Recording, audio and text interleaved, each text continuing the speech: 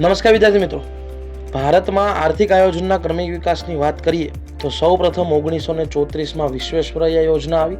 ત્યારબાદ તે જ વર્ષે ફિક્કી પ્રસ્તાવ રજૂ કરવામાં આવ્યો. 1938માં કોંગ્રેસની અધ્યક્ષતા સુભાષચંદ્ર બોઝ પાસેથી ત્યારે જવાહરલાલ નહેરુની અધ્યક્ષતામાં કોંગ્રેસ યોજના શરૂ થઈ.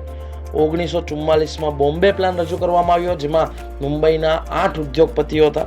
ત્યારબાદ 1944માં ગાંધીવાદી યોજના અને 1945માં એમ.એન. રોય દ્વારા પીપલ્સ પ્લાન રજૂ થયો.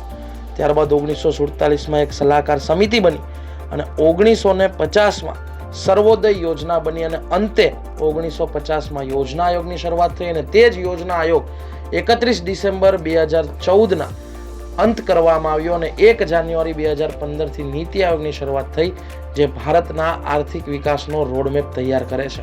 આવી જ અવનવી માહિતી જાણવા માટે આજે જ વિશ્વમ લાઈવની ચેનલને ફોલો કરો અને સબસ્ક્રાઇબ કરો.